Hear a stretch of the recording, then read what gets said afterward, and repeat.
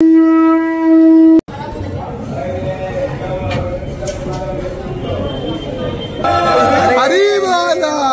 हरि बोल नमः हरे ओम नीलाद्रिनाथं जगतामधीशं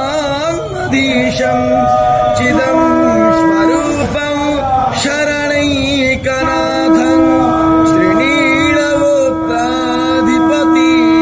सुरेन्द्रवन्द्यं प्रणतोऽस्मि नित्यं सशङ्खचक्रं सकिरीटकुण्डलं सपीतवस्त्रं शरसी सुभक्षणं सहारममि विष्णु शिरसाश्चतुर्भुजं ओम श्री परमात्मने नमः।